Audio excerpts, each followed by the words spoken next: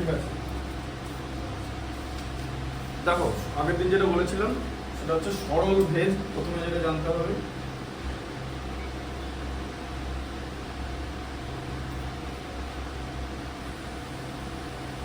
এ varies B, ঠিক আছে, সরল ভেদ হয়। সেখান থেকে আমরা কি লিখবো, A equal to K into B, ঠিক আছে। এই কেটা হচ্ছে ধ্রুবক। আচ্ছা, এই কথাটার মানে কি? কথাটার মানে হচ্ছে এ কে আমি যদি বাড়াই তাহলে বিও বাড়বে, আর এ কে যদি কমাই তাহলে বিও কমবে। এটাকে বলা হচ্ছে সরল ভেদ, ঠিক আছে। আচ্ছা, আর তারপরে থাকবে হচ্ছে ব্যস্ত ভেদ, মানে একটার সঙ্গে আরেকটার বিপরীত সম্পর্ক হবে, ঠিক আছে। এ ভ্যারিজ 1/b হয়ে যাবে, ঠিক আছে। তার কারণ হলো এ যদি বাড়ে সেখানে বি কমবে, তাই তো, আর এ যদি কমে সেখানে বি বাড়বে। আচ্ছা, ব্যস্ত ভেদে কি হয়, A equal to K into 1/b, সেখান থেকে কি হয়, A equal to K by B, তাহলে কি হয়, A B equal to K. অর্থাৎ যে দুটো বিষয় থাকবে তাদের গুণ করলে ভেদ ধ্রুবকের মান পাওয়া যাবে, তাই না। এই যে এবি, কে কার মান, কে কে হচ্ছে ভেদ ধ্রুবক। তোমাকে জিজ্ঞেস করবে যে ভেদ ধ্রুবকের মান কত, ঠিক আছে, তখন তোমাকে যে দুটো বিষয়ের মধ্যে তুমি তুলনা করছো তাদেরকে গুণ করতে হবে, ঠিক আছে। আর এখানটায় এরকম হবে যে এ বাই বি ইকুয়াল টু কে, এই যে কে বি এর সঙ্গে গুণফল ছিল, এখন এটাকে দিক সাইড চেঞ্জ করে ভাগ করে দিয়েছি। তার মানে এখানে ভেদ ধ্রুবকের মান কি পাওয়া যাবে, যে দুটো বিষয়ের মধ্যে তুমি তুলনা করবে তাদের ভাগফল হচ্ছে ভেদ ধ্রুবকের মান। এ কে বি দিয়ে ভাগ করলে ভেদ ধ্রুবকের মান পাওয়া যাবে কোথায়, সরল ভেদে ভাগ করলে। আর ব্যস্ত ভেদে হচ্ছে গুণ করতে হবে, ঠিক আছে। এবার যে ম্যাথামেটিক্স গুলো দেওয়া আছে তোমাকে সেখান থেকে বুঝতে হবে দুটো জিনিসের মধ্যে সম্পর্ক নির্ণয় করে যে কারা কারা সরল ভেদে আছে আর কারা কারা ব্যস্ত ভেদে আছে, ঠিক আছে। আচ্ছা, এক্সারসাইজ 13 বলো, প্রথম ম্যাথটা ভালো করে বলো, পড়ো প্রথম ম্যাথটা বইতে পড়ো, শুনছি আমি। হ্যাঁ হ্যাঁ, প্রথম থেকে। দুটি এ ও বি এর সম্পর্কিত মানগুলি এ বি। আচ্ছা, প্রথমে এরকম লেখা ছিল এ আর বি দুটো বিষয়ের মধ্যে দিতে বলো, এর মান কত আছে, 25, তারপরে 30, বি এরটা, এর গুলো বলো। হ্যাঁ, এর প্রথমে 25, তারপরটা 30, তারপরটা 45, তারপরে 250। 250, চারটে আছে তাই তো। আচ্ছা, বি এরটা বলো। বি এর প্রথমে 10, 10, তারপর 12, 12, তারপর 18, 18, তারপর 100। আচ্ছা, এবার কি সম্পর্কে আছে, তাহলে এবার আমাকে একটা জিনিস ভালো করে বুঝতে হবে যে এই সংখ্যাগুলোকে দেখে চিনতে হবে, ঠিক আছে, যে সংখ্যাগুলোর মধ্যে কার সঙ্গে কার কি সম্পর্ক, বুঝতে পারলে। আচ্ছা, প্রথমে আমি ভাগ সিস্টেমে যাই, ঠিক আছে। এখন প্রশ্ন হচ্ছে গুণ করলে হবে না। তুমি জিজ্ঞেস করো কেন গুণে গেলেন না, গুণ দেখো না, 25কে 10 দিয়ে গুণ করলে 250 হয়, ঠিক আছে। 30কে 12 দিয়ে গুণ করলে 360 হয়, তাহলে মিলছে না তো, গুণফলটা তো সমান হচ্ছে না। তাহলে এখান থেকে আমি সেটা বুঝে যাচ্ছি, তাহলে আমার এখানে গুণ করে দেখার দরকার নেই। তাহলে গুণ ছাড়া আর সম্পর্ক হচ্ছে ভাগ, তাহলে দেখো ভাগে যাচ্ছে কিন্তু, ঠিক আছে। এবার দেখো এ কে বি দিয়ে ভাগ করো, প্রথমে 25কে 10 দিয়ে ভাগ করো, কত পাবে, 2.5, তাই তো। 30কে 12 দিয়ে ভাগ করো, ঠিক আছে। 6 দিয়ে ভাগ করলে 5, আর 6 দিয়ে ভাগ করলে 2, আবার 5কে 2 দিয়ে ভাগ করলে 2.5 হয়, তাই তো। হ্যাঁ, তাই তো। 2.5কে 2 দিয়ে গুণ করলে 5 হয় তো। আচ্ছা, তারপরে দেখো 45/18, 9 দিয়ে ভাগ করলে 5, আবার 9 দিয়ে ভাগ করলে 2, তাহলে সেই 2.5 হচ্ছে তো, ঠিক আছে। আবার 250 ভাজিত 100, 250কে, তাহলে এটা কি হবে, শূন্যগুলো কাটলে 25কে 10 দিয়ে হয়, একটা করে শূন্য কেটে দিলাম, তাই তো। 2.5 তো হচ্ছে। তাহলে এখানে দেখা যাচ্ছে a কে, তাহলে এবার আমি এখানে লিখবো যে a কে আমি যদি b দিয়ে ভাগ করি তাহলে আমরা একটা প্রত্যেক ক্ষেত্রে 2.5 পাচ্ছি, তাই তো, ধ্রুবক পাচ্ছি। ঠিক আছে, যেটা 2.5 হচ্ছে একটা সংখ্যা, আর যে কোনো সংখ্যাই হচ্ছে ধ্রুবক, সংখ্যার মান তো আর পরিবর্তন হয় না। ঠিক আছে, তাহলে a বাই b হচ্ছে ধ্রুবক। এবার বলো a বাই b হচ্ছে ধ্রুবক। ঠিক আছে, তার মানে লিখতে হবে যে a by b equal to k। ঠিক আছে, a equal to b into k। ঠিক আছে, b কে, তাহলে a ইকুয়াল টু যদি b কে হয় a ভ্যারিজ b হয়ে যাবে না, তাই তো। তাহলে এখানে কি লিখতে হবে, সরল ভেদ।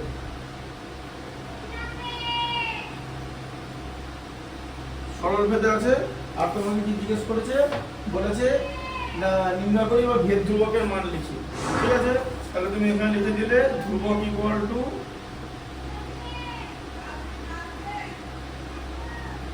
2.5।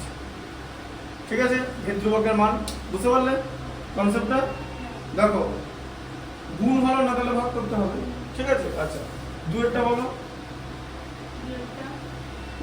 x ও y দুটি চল এবং তাদের সম্পর্ক। দুটি চল, হ্যাঁ, মানে ভ্যারিয়েবল। বলো। তো x এরটা হচ্ছে 18 y এরটা বলো তো। 3। 3, আচ্ছা, তারপরে আবার x এরটা 8, 8 আর y এরটা 27/4। হ্যাঁ, তারপরে আবার x এরটা 12 আর y এরটা 9/2। 9/2, x এরটা 6 আর আর y y এরটা এরটা 9। 9। আচ্ছা, এবার দেখো, এবার এখানে দেখো, এখন বলবে যে আমি গুণ করবো কিনা। 18 কে 3 দিয়ে গুণ করলে 54 হয় তো, গুণ করলে 54 হয় তো। আচ্ছা, গুণ করবো কিনা না, ভাগটাকে দেখো। তো বলে যে ভাই এখানে ভাগ করলাম, দেখো এখানে ভাগ হচ্ছে কিনা। 18 কে 3 দিয়ে ভাগ করলে 6 হয় তো, 6 কে 9 দিয়ে ভাগ করলে কি 6 হয়?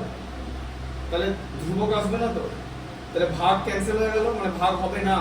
তাহলে ভাগ না হলে গুণ হবে। আচ্ছা, এবার দেখো x ইন্টু y কত হচ্ছে, 18 ইন্টু 3 হচ্ছে 54। ঠিক আছে, আচ্ছা 8 ইন্টু 27/4, এটাও 4 দুগুণে কেটে গেল 8, 27 দুগুণে 54। ঠিক আছে, আচ্ছা 12 ইন্টু 9/2, 6 দুগুণে 12, 6 9 54। ঠিক আছে, আবার এদিকে 6 ইন্টু 9 54। তাহলে গুণ করে দেখতে পাওয়া গেল, তাহলে এখানে কি x ইন্টু y হচ্ছে ধ্রুবক। ঠিক আছে, সেই ধ্রুবকের মান কত, 54, ভেদ ধ্রুবকের মান। বুঝতে পারলে? ঠিক আছে, ভেদ ধ্রুবকের মান 54, এটা লিখতে হবে ধ্রুবক বলে। ঠিক আছে, আচ্ছা তাহলে এবার দেখো, তাহলে x into y equal to k। আচ্ছা, তাহলে x equal to k by y হয়ে যাবে তো, এটা নিচে চলে আসবে তো। আচ্ছা, বুঝতে পারছো তো? আচ্ছা 1/y ইন্টু k লেখা যাবে তো, হ্যাঁ। তাহলে x ইকুয়াল টু 1/y আছে তো। ঠিক আছে, তার মানে কি হয়ে যাবে এটা বলো, x ভ্যারিজ 1/y। তাই তো, ইকুয়াল টু আছে, ইকুয়াল টু জায়গায় ভ্যারিজ হয়ে গেল, কারণ এখানে ধ্রুবক আছে। ঠিক আছে, যেটা ইকুয়াল টু থাকবে সেটাই ভ্যারিজ হয়ে যাবে। বুঝতে পারলে? আচ্ছা, তাহলে এটা হচ্ছে ব্যস্ত ভেদ। তাহলে দুটো জলরাশি ব্যস্ত ভেদে আছে। ঠিক আছে, আর ভেদ ধ্রুবকের মান কত, 54। ঠিক আছে, বুঝতে পারলেন? এবার এটা লিখতে হবে তোমাকে যে ভেদ ধ্রুবক ইকুয়াল টু 54। বুঝতে পারলেন এটা? তাহলে এটা ব্যস্ত হয়ে যাচ্ছে, ভেদ ধ্রুবকের মান হচ্ছে 54। এবারে ভেদ তত্ত্ব বলে একটা ব্যাপার আছে, সেখানে সরল ভেদ আর ব্যস্ত ভেদ একসঙ্গেও থাকতে পারে। তো যে যৌগিক ভেদের ভেদ তত্ত্ব, এখানে আমরা ভেদ তত্ত্বটা কি ব্যবহার করবো, যে তুমি যেগুলো ওই ঐকিক নিয়মে করেছো, মানে ত্রৈরাশিক পদ্ধতিতে, সেই ত্রৈরাশিক পদ্ধতির অঙ্কগুলো কিছু থাকবে, সেগুলো ভেদ তত্ত্ব ব্লক করে থাকবে। আবার যে কি বলবো, ওটাকে বলা হচ্ছে একচল বিশিষ্ট না সমীকরণ, যে সহ সমীকরণ করেছো, বা দ্বিচল বিশিষ্ট এক্স আর ওয়াই দিয়ে যে সমীকরণগুলো করেছো, সমীকরণ গঠন এবং সমাধান, দ্বিচল বিশিষ্ট একঘাত সমীকরণ, ঠিক আছে, আবার একচল বিশিষ্ট দ্বিঘাত সমীকরণ, এগুলো সব ভেক্টরদের সাহায্যে করা যায়, ঠিক আছে, সেরকমই আমরা দেখবো। আচ্ছা বুঝতে পেরেছো এটা?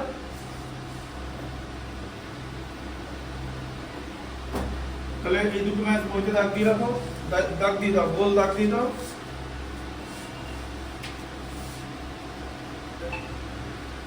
দাগ না দিলে মনে থাকবে না।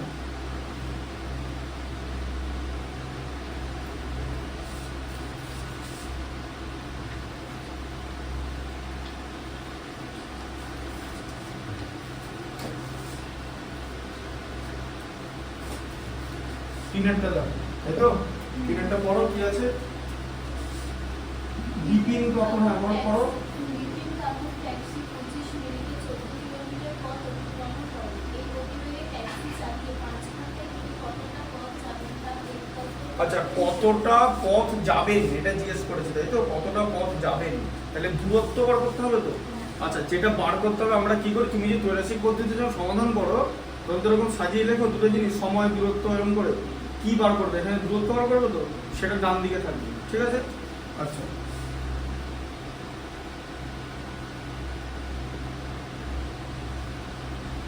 দূরত্ব কিলোমিটার, তাই তো? আচ্ছা,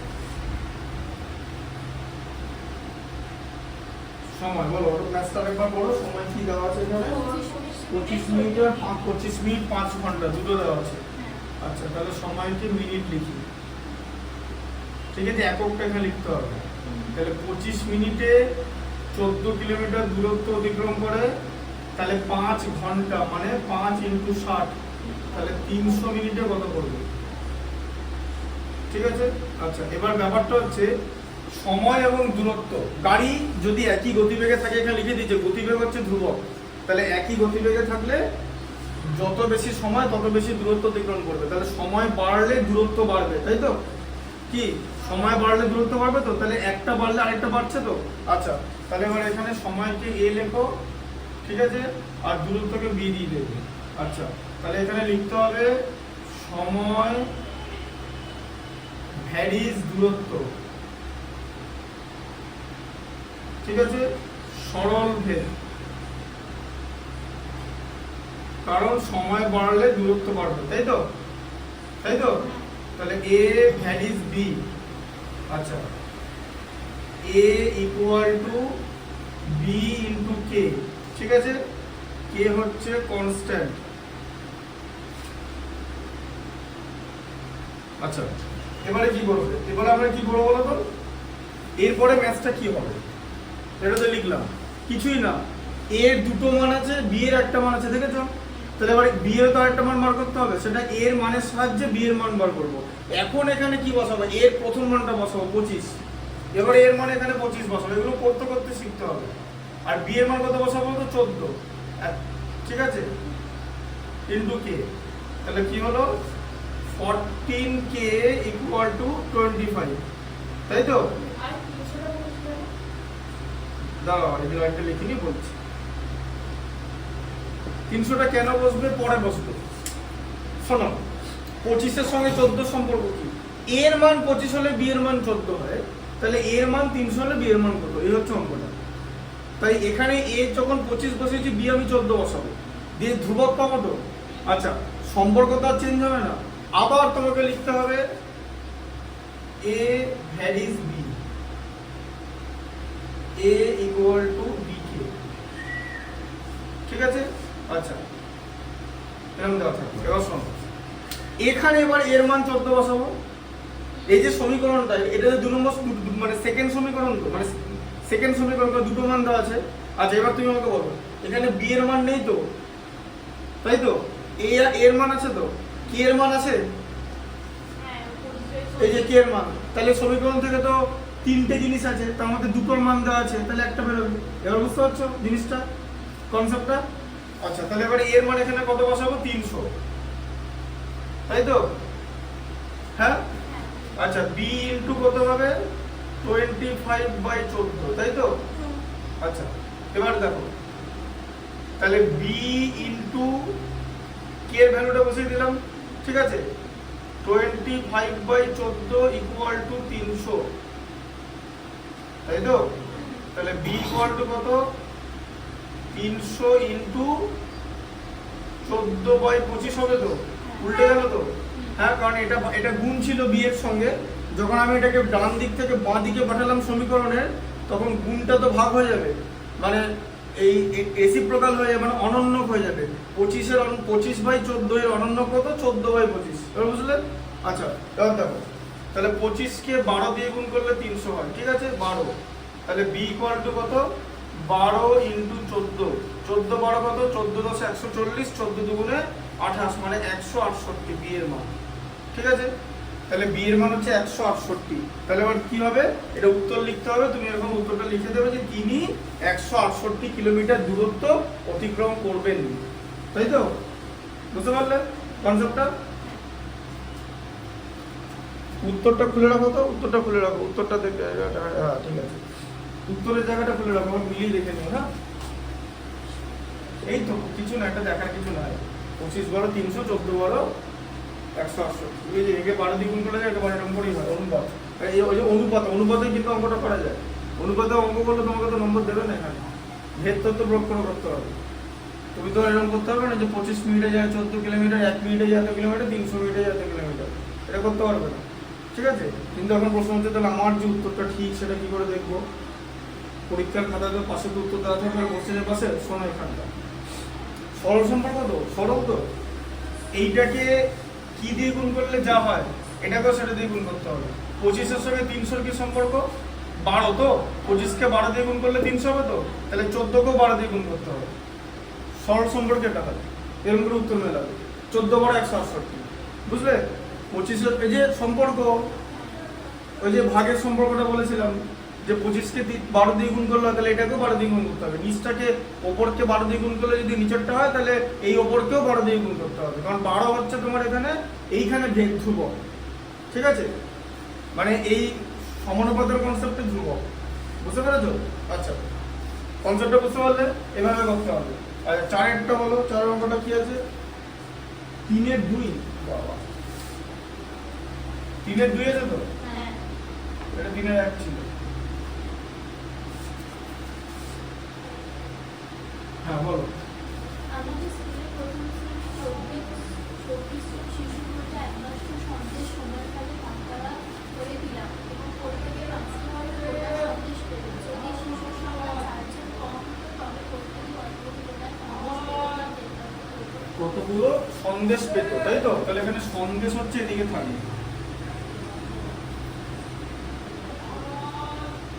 আর এদিকে শিশু, তাই তো?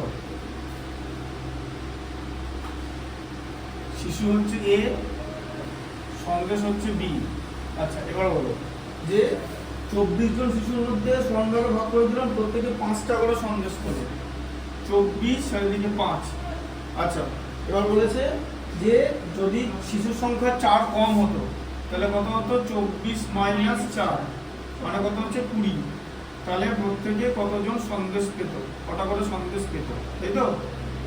হ্যাঁ, এবার এটা শোনো, এই অঙ্ক করার আগে আমরা উত্তর মিলিয়ে নেবো। ওইটা কি বলেছিলাম? এইটাকে, মানে এইটাকে যা দিয়ে গুণ করলে নিচেরটা হবে, এইটাকেও তাই দিয়ে গুণ করতে বলেছিলাম তো। এটা হচ্ছে সরল ভেদের কনসেপ্ট। আর ব্যস্ত এ, মানে এ আর বি যেন ধ্রুবক হয়, তার বোঝা গেল? এ ইন্টু বি যেন ধ্রুবক হয়, তুমি জেনেছো তো? এখানে এ বাই বি ধ্রুবক ছিল, ঠিক আছে? বুঝতে পারলে? আর এখানে এ ইন্টু বি, মানে 24 × 5 120 হচ্ছে তো। 20-কে কি দিয়ে গুণ করলে 120 হয়? 20-কে 5 দিয়ে গুণ করলে 6 দিয়ে গুণ করলে তো উত্তর 6 হবে। এবার বোঝা গেল? এই দুটো জন্য 120 আছে, এদিকটা মানে এটা গুণ করে যেন এটা সেম অ্যান্সার আসবে, ঠিক আছে? আর এখানে এটা ভাগ করে যেন সেম অ্যান্সার আসবে, ঠিক আছে? বুঝতে পারলে? আচ্ছা, তাহলে এবার দেখো যে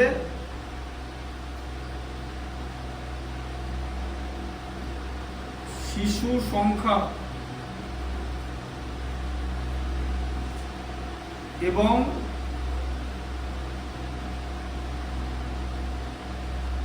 সন্দেশ ব্যস্ত সম্পর্ক।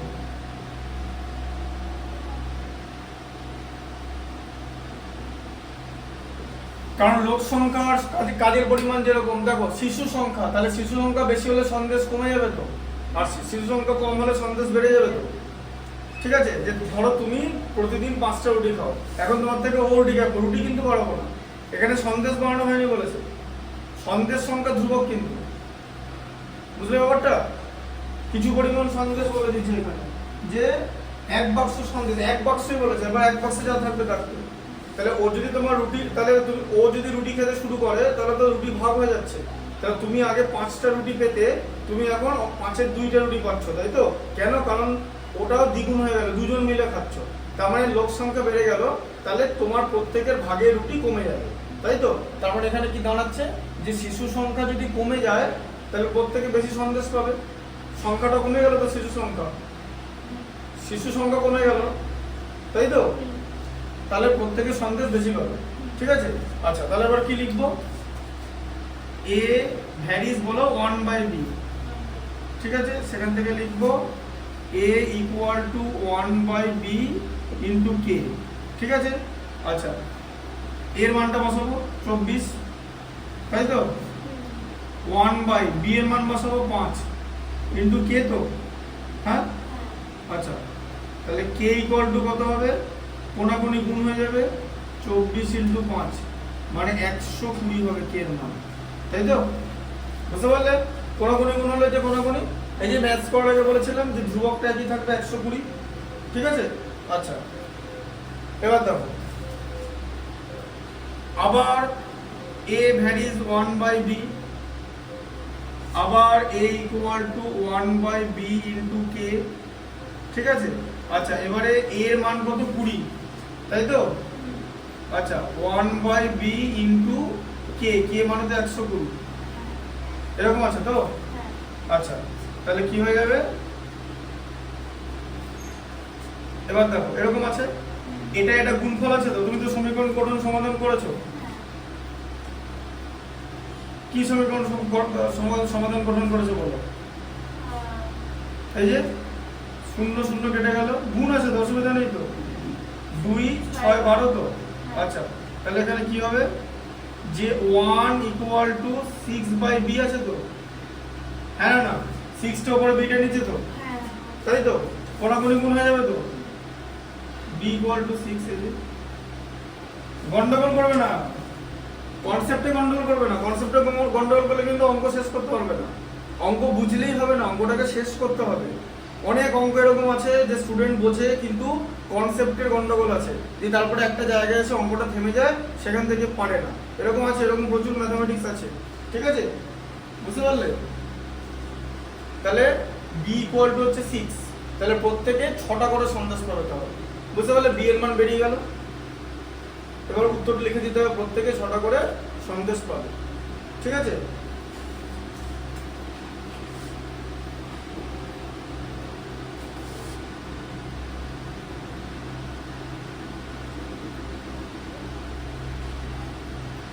বলো, পড়ো কি আছে? একটি ভ্রমণ কাটতে 50 জন গ্রামবাসী 18 দিন সময় লেগেছে। কিন্তু পরবর্তী কাটতে হলে অতিরিক্ত কতজন লোককে কাজ করতে হবে তা বের করতে হবে। তাহলে লোক সংখ্যা জিজ্ঞেস করেছে তো, হ্যাঁ? ডান দিকে থাকবে সময়, তাই তো? সময় হচ্ছে দিন, আর লোক সংখ্যা জন, সময় হচ্ছে a, লোক সংখ্যা হচ্ছে b। আচ্ছা, কি বলেছে? 50 জন গ্রাম, 18 দিন সময় লেগেছে, তাহলে 18 দিনে 50 জনের কাজ করতে 18 দিন লাগে, তাহলে পুকুরটি 15 দিনে কাটতে হলে কত লাগবে, তাই তো? আচ্ছা, এটাও কি বলেছিলাম, অঙ্ক করার আগে উত্তর আমরা বের করে দেখে নেব। সময় আর লোক সংখ্যা বাড়লে সময় কমে তো, যে সবাই মিলে কাজ করছে একসঙ্গে, ঠিক আছে? বুঝতে পারলে? যে একটা ঘর ধরো 10 জন মিলে ঝাড় দিচ্ছে, তাহলে ধরো 2 ঘন্টা লাগছে, হ্যাঁ? এবার আরো 5 জন এসে বললো যে আমরাও ঝাড় দেবো, তাহলে সময় কমে যাবে তো, কারণ ঘরের তো ক্ষেত্রফল একই আছে, তাই তো? তার মানে কি, লোক সংখ্যা বাড়লে সময় কমবে, লোক সংখ্যা কমলে সময় বাড়বে। তাহলে এটা কি হচ্ছে, একটা কমলে আরেকটা বাড়ছে, তো তাহলে কি ব্যস্ত সম্পর্ক হচ্ছে। তো আচ্ছা, ব্যস্ত সম্পর্কের উত্তর আমি কি বলেছিলাম, কিরকম করে চেক করতে হয়, গুণ করে। ঠিক আছে, 50কে 18 দিয়ে গুণ করলে 900 হয়, 900।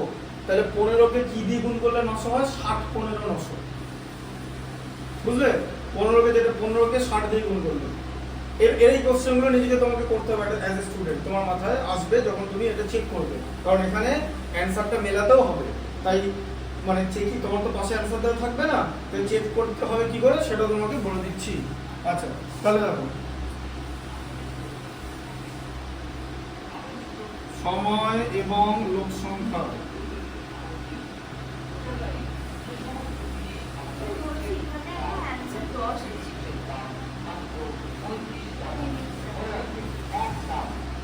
হ্যাঁ 10ই তো হবে, অতিরিক্ত বলেছে তো। 50 আর 10 60, অতিরিক্ত কটা লোক লাগবে, অঙ্কটা পড়ে দেখো ভালো করে, বড় অঙ্কটা বড়, যে অতিরিক্ত কটা লোক লাগবে দেখো লেখা আছে, অতিরিক্ত কত লাগবে, অতিরিক্ত কতটা লেখা আছে। তাহলে বুঝতে পারছো কেন 10 আছে। দেখো, সময় এবং লোক সংখ্যা ব্যস্ত সম্পর্কযুক্ত, ব্যস্ত সম্পর্কযুক্ত। ঠিক আছে, আচ্ছা তাহলে হচ্ছে a varies 1/b, তাই তো। তাহলে a equal to 1/b into k। ঠিক আছে, আচ্ছা k হচ্ছে ধ্রুবক, কনস্ট্যান্ট। এই k কনস্ট্যান্ট কথাটা লিখতে হবে, এটা না লিখলে হবে না, কারণ তুমি একটা বাইরে থেকে একটা জিনিস আনছো।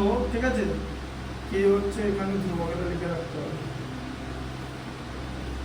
বাইরে থেকে একটা জিনিস আনছো, সেটা লিখতে হবে, একটা রাশি আনছো তুমি, তাই না, তোমাকে সেটা মেনশন করতে হবে। তুমি একটা অ্যালজেব্রিক রাশি আনছো, k ইকুয়াল টু কনস্ট্যান্ট। ঠিক আছে, আচ্ছা তাহলে a এর মান প্রথমে কি বসাবো, 18, তাই তো। আচ্ছা, b এর মান কত আছে, 50। ঠিক আছে, ইনটু k। দেখো এদিকে দেখো, এদিকে দেখো, তাহলে 50 ইনটু 18 ইকুয়াল টু কে, তো কোনো কোনো গুণ করলে ইকুয়াল টু কত, 900। কে কত, 900 হলো। আচ্ছা, আবার a varies 1/b, a equal two 1/b into k। আর ধ্রুবক লেখার দরকার নেই। আচ্ছা, এখন প্রশ্ন হচ্ছে দরকার নেই, কারণ k এর মানটা এখানে পেয়ে গেছো। আচ্ছা, আবার a এর মান কত আছে, 50, তাই তো। b এর মান জানো না, বার করতে হবে তো। k এর মান হচ্ছে 900, তাই তো। আচ্ছা, তাহলে কোনাকুনি গুণ করবো, 15b ইকুয়াল টু 900, তো এই যে এটা কোনাকুনি গুণ হবে তো, 900টা তো উপরে আছে। হ্যাঁ, আচ্ছা তাহলে b ইকুয়াল টু কত হবে, 900 ভাজিত 15 কত হয়, 900কে 15 দিয়ে ভাগ করলে 60। ঠিক আছে, এই যে 6 15 90 এরকম করে আসছে। হ্যাঁ, 6 10 60, ঠিক আছে 60। তাহলে b এর মান 60, তাহলে অতিরিক্ত কত লোক লাগবে, তাহলে এক্সট্রা লোক কত হচ্ছে, 60 মাইনাস 50 সমান হচ্ছে 10 জন। বুঝতে পারলে, অতিরিক্ত 10 জন লোক লাগবে। বুঝলে জিনিসটা ভালো করে দেখে নাও, কনসেপ্টটা ভালো করে বুঝতে হবে। এর মধ্যে কিচ্ছু নেই, মানে বিশাল ডিফিকাল্ট নাই। হ্যাঁ, কিছু কিছু দেখো, শোনো, একটা চ্যাপ্টারে কিছু অঙ্ক ডিফিকাল্ট থাকবে, এটা নিয়ম, এটা ফ্যাক্ট। এটা 10 কেন, যে কোনো ক্লাসেই তাই, 1এও দেখতে কিছু অঙ্ক ডিফিকাল্ট থাকবে। তুমি যখন প্রথম যোগ শিখছো, তুমি 2 অঙ্কের যোগ পরে দেখা গেলে 5 অঙ্কের আছে। ঠিক আছে, এগুলোকে ডিফিকাল্টিজ বলে। তো তোমার বুদ্ধি আস্তে আস্তে বাড়ছে। ঠিক আছে, আর 11 12 ডিফিকাল্ট ম্যাথস থাকবে। প্রতিটা 11 12 প্রতিটা অঙ্ক ডিফিকাল্ট না, এরকম ব্যাপারটা না। হ্যাঁ, 11 12 ডিফিকাল্ট অঙ্কের সংখ্যা বেশি, কারণ আস্তে আস্তে হায়ার সেকেন্ডারি লেভেলে যাচ্ছে না। ঠিক আছে, তো তার বিগিনিং হচ্ছে 9 10 থেকে শুরু হয়। মোটামুটি 9 এ দেখবে 8 আর 9 এর মধ্যে প্রচুর ডিফারেন্স আছে, খেয়াল করে দেখবে। হ্যাঁ না, 8 আর 9 এর প্রচুর ডিফারেন্স। 8 পর্যন্ত পাস ফেল নাই। হ্যাঁ, সে এক রকমের ফুর্তি স্টুডেন্টরা করে। ঠিক আছে, তো পড়াশোনাকে হেলাফেলা করে বের করে দেবো। ইংলিশ মিডিয়াম স্কুলগুলোতে ফুল সিলেবাস থাকে না, 6-7টা চ্যাপ্টার থাকে। ঠিক আছে, লাস্টে ফাইনাল পরীক্ষায় কি 8-9টা। আর যখন 9 এ টোটাল 20টা চ্যাপ্টারই এক্সামিনেশন হয়, মানে ফুল বই সিলেবাসে থাকে। বিকজ 9 এ কেন, দেখো আইসিএসসি বোর্ড, ঠিক আছে, সবই সিলেবাসে আছে। তোমাদের যেমন 26টা চ্যাপ্টার আছে, ওদেরও আইসিএসসি তে 21টা চ্যাপ্টার আছে। ঠিক আছে, এবার সব সিলেবাসে থাকবে। তখন হোল সিলেবাস যখনই হয়ে যায় না, তার মধ্যে লেভেল অফ ডিফিকাল্টিস কিন্তু বেড়ে যায়। তার কারণ 9 এর ম্যাথসগুলো কিন্তু ডিফিকাল্ট এবং 9 এর বেশ কিছু ডিফিকাল্ট ম্যাথমেটিক্সের চ্যাপ্টার আছে, ঠিক আছে? তো ভেদের কিছু অঙ্ক ক্লাস 10 এ ডিফিকাল্ট ডেফিনেটলি থাকবে। আচ্ছা, এটা বুঝতে পেরেছো?